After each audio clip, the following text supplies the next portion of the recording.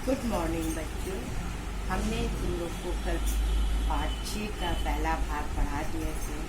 अब दूसरा भाग हम पढ़ाने जा रहे हैं।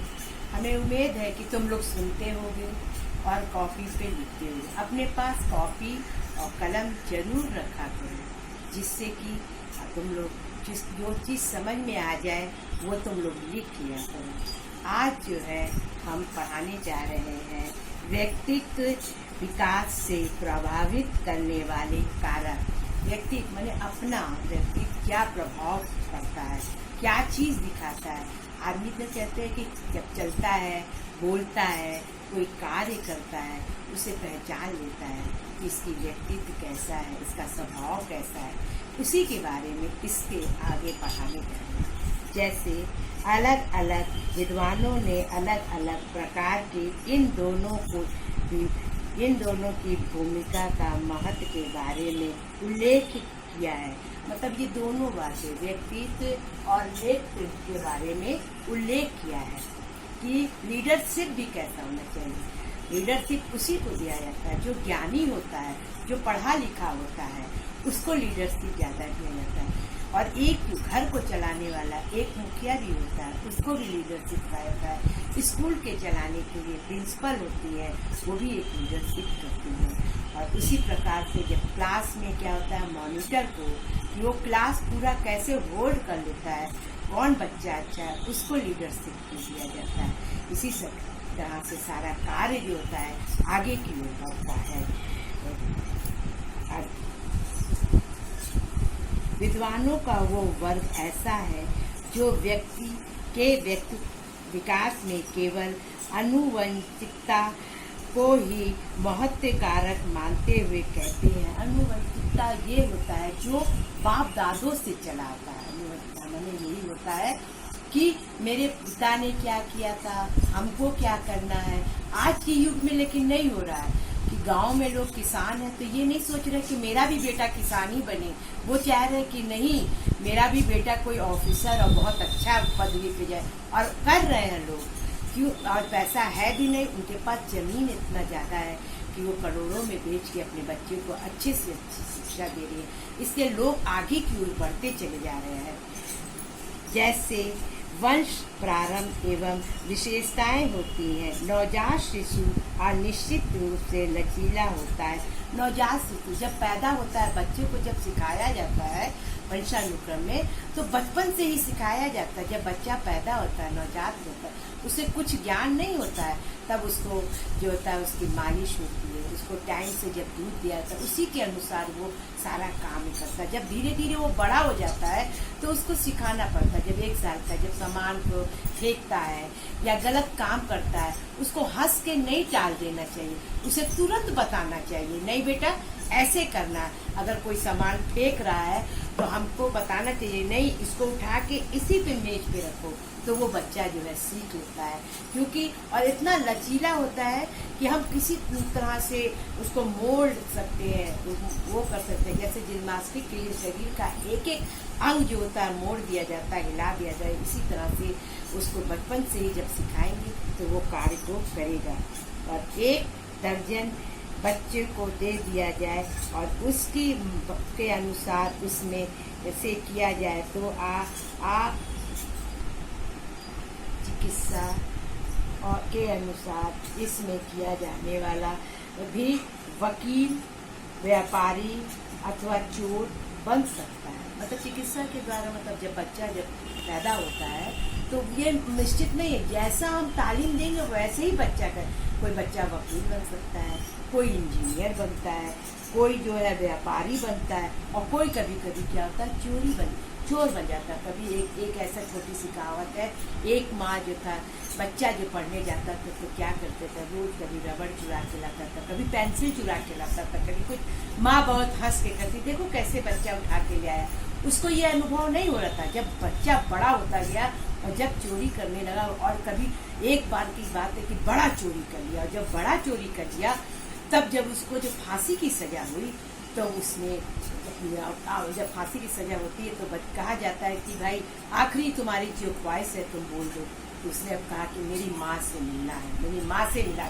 जब माँ से मिलने के लिए आया तो माँ का क्या किया कि प्यार करते समय उसने क्या किया, कस के गाल काट लिया और मुंह पे लिखा कि माँ अगर इस मुंह से तुम हमको सिखाती कि गलत काम नहीं करना है तो आज हमको ये फांसी की सजा नहीं मिलती। यही बनती इसका हमको बच्चों को शुरू से तालीम दें और बच्चों को भी माँ बाप का कहना सुनना चाहिए कि माँ बाप क्या बोल रहे हैं, क्या कर रहे हैं। अगर माँ बाप से भी कोई गलती हो जाती है तो बच्चे को पूरा अधिकार है कि बता सके कि माँ हम ये ऐसा है, ऐसा नहीं ऐसा। तो ये नहीं है कि माँ नहीं सुनेगी, बाप नहीं सुनेंगे, लेकिन हट नहीं करना चाहिए। और माने मनुष्य कुछ नहीं है, वो पर्यावरण का दास है, वो अपनी उपज होती है। इसके प्रकार विद्वानों द्वारा वंशानुक्रम पर्यावरण के महत्व के पक्ष एवं विपक्ष में सामान्य रूप से तर्क उपस्थित किए जाते हैं। जैसे पर्यावरण है, वातावरण के अनुसार जो होता है ना, वातावरण हर समय एक समान नहीं होता है, जाड़ा गर्मी बरसात। अब उस बरसात के अनुसार जो है हमको कपड़े का भी पहनने का होता है, उपज का भी होता है, अनाज का भी है, गेहूं चावल हर मौसम के अनुसार होता है। इस रूप से तर्क उपस्थित किए गए हैं। इस स्थिति में निष्कर्ष जांच के लिए पर्यावरण तथा वंशानुक्रम दोनों ही वास्तविकता अर्थ तथा व्यक्तित्व के और निर्माण के उसके महत्व एवं योगदान का पूर्ण रूप से जानना चाहिए और सर्वप्रथम वंशानुक्रम के अर्थ का विवेचना प्रस्तुत किया जाता है। और अब उसके आगे हम आपको पॉइंट के द्वारा बता रहे हैं वंशानुक्रम का अर्थ क्या होता है। वंशानुक्रम का अर्थ होता है जो बाप दादों के समय से हम करते आते हैं, जो हमने किया है। अब जैसे कि इसमें ये भी आता है कि जो माँ बाप जो जैसे गोरे होते हैं उनके बच्चे गोरे होते हैं, जिसके माँ बाप नाटे होते हैं उनके बच्चे नाटे होते हैं, जिसका मंद बुद्धि वाले माँ बाप होते हैं उनके बच्चे भी मंद बुद्धि वाले होते हैं।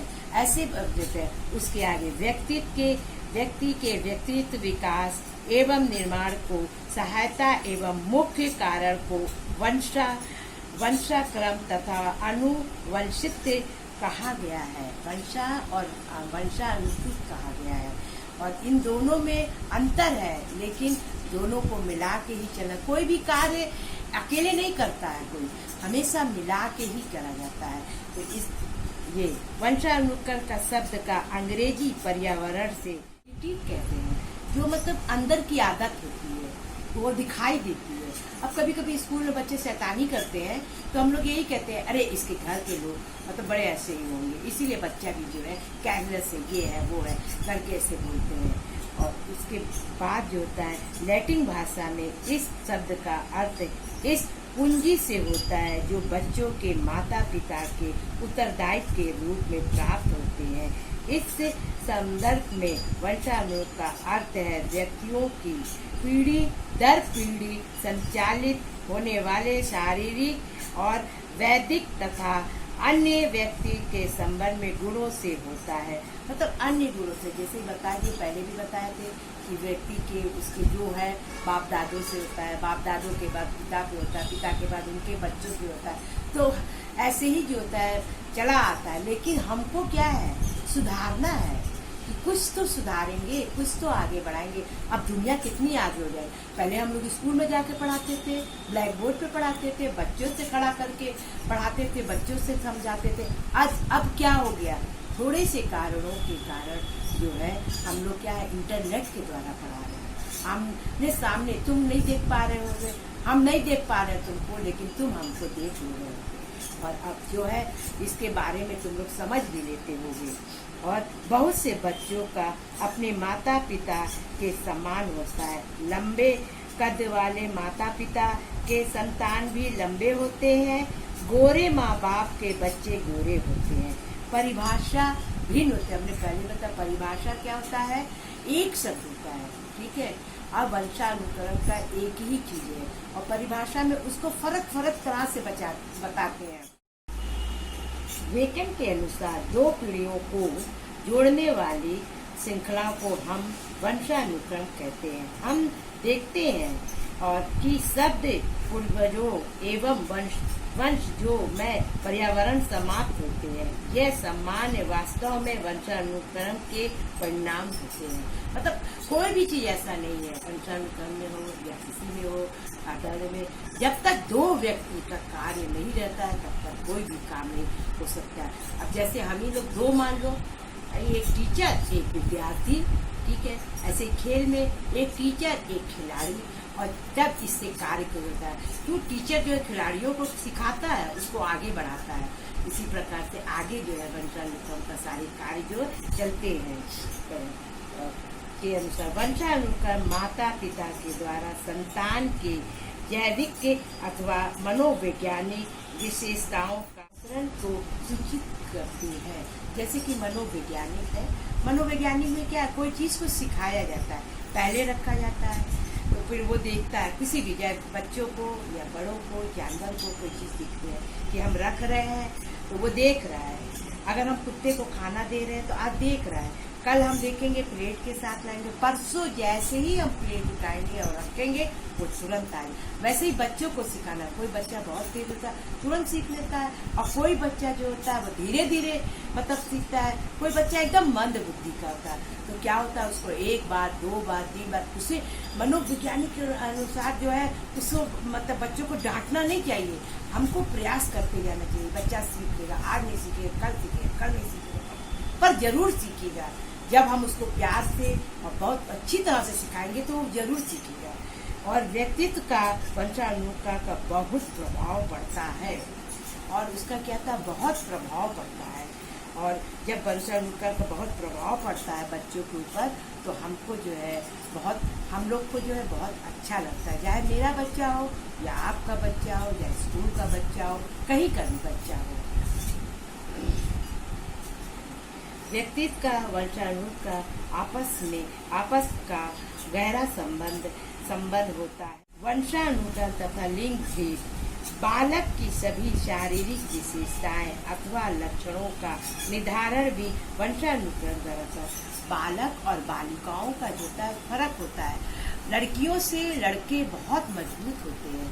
लड़कियां सोचती है हर कार्य कर लेंगे, लेकिन ठीक है वो कर तो जरूर लेंगी, ऐसी बात नहीं, और कर भी रही हैं, लेकिन जो ताकत जो उनके पास है, जो दिमाग, जो बुद्धि है, वो लड़कों का जल्दी चलता है। लड़कियों का चलता तो है, लेकिन वो अपने समय के अनुसार चलता है। व्यक्तित्व की लंबाई, वजन, रंग, अंग की बनावट, आँखों का रंग तथा आकार आदि अनुवंशा द्वारा ही निर्धारित होता है। मतलब ये सारी चीजें जो होता है अनुवंशा ही के द्वारा होता है। जैसे कि किसी बाप की आंखें बहुत सुंदर होती है तो उसके बेटे की भी आंखें बहुत सुंदर होती है। किसी बाप की पर्सनालिटी बहुत अच्छी होती है और बहुत हैंडसम लगता है, तो उसे बच्चे पर भी पड़ता है। माँ की बहुत अच्छी होती है तो लड़कियों के ऊपर होता है। और लेकिन जितना बाप का लड़कियों के ऊपर प्रभाव पड़ता है और माँ का लड़कों के ऊपर प्रभाव ज्यादा पड़ता है, तो ये दोनों चीज देख के चलना पड़ता है। वंशानुक्रम किसी भी व्यक्ति के शरीर पर प्रभाव पड़ता है। द्वारा वैदिक प्रतिभार पर प्रभाव, प्रतिभार संपन्न स्त्री पुरुष के बच्चे भी प्रतिभार संबंध होते हैं। मंद बुद्धि के बच्चे मंद बुद्धि होते हैं। अपार धीरज रखने वाले माता पिता के बच्चे भी धीरज रखते हैं।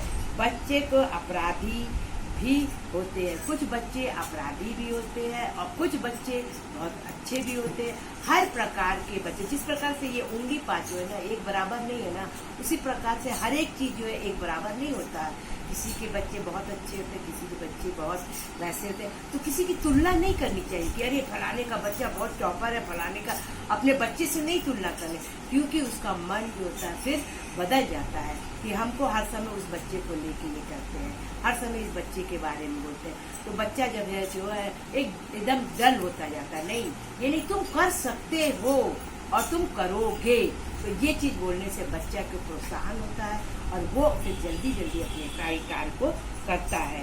वंशानुक्रम का स्वभाव पर प्रभाव पड़ता है। वंशानुक्रम का स्वभाव जो होता है वंशानुक्रम का प्रभाव व्यक्ति का स्वभाव वंशानुक्रम द्वारा ही बताता है। वास्तव में मनुष्य की प्राकृतिक जीवन पर निर्भर करती है। कार्लविन हॉल के पशु पर अनेक प्रयोग किए और बताया कि समान पर्यावरण में रहने वाले पशुओं के समान पर्यावरण परिवर्तन पाया गया है। मतलब पशु पर उन्होंने किया था कि समान जगह पे रहते, जैसे कि वातावरण पे बहुत प्रभाव पड़ता है, जैसे जाड़ा पड़ता है, गर्मी पड़ता है, बरसात, तो इसमें कैसा जानवर कैसे रहते हैं इसके ऊपर उन्होंने बताया।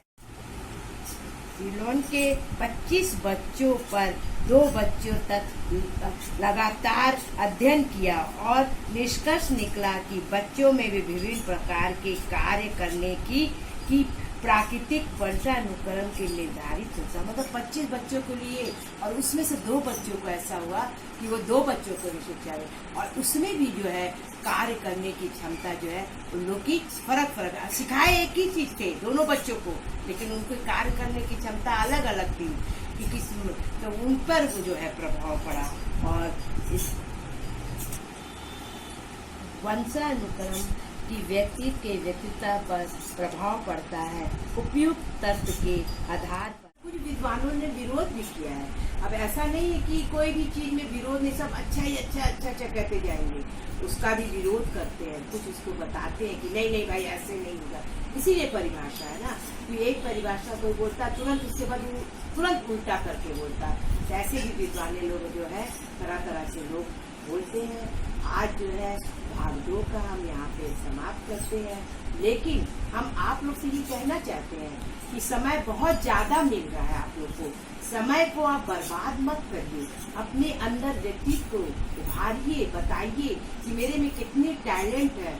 अगर आपके पास है तो आप उसको करिए। जैसे कि आप ड्राइंग कर सकते हैं, आप जो है कुछ कविताएं लिख सकते हैं, आप जो है कुछ कार्य कर सकते हैं, आप टेडी बियर बना सकते हैं, आप बहुत कुछ बना सकते हैं। जैसे हमने जो है गर्मी की छुट्टी में बर्बाद नहीं किया अपना समय, और हम कुछ न कुछ बनाते हैं। हम अपना टैलेंट तुम्हारे पास भेजते हैं। जब हम कर सकते हैं तो हम तुम लोग का उम्मीद करते हैं कि तुम भी करो, और ज्यादा तो हम ये उम्मीद करते हैं कि तुम अपनी माँ की पूरी सेवा करो, बहुत अच्छे से और बहुत लगन के साथ करो, और उनको कोई भी दुख मत दो, क्योंकि समय बहुत ऐसा आ गया है। और आप लोग किसी बात की चिंता मत करिए, चिंता करने वाला ऊपर है। आप लोग को हम मेरी तरफ से नमस्ते, बाय बाय।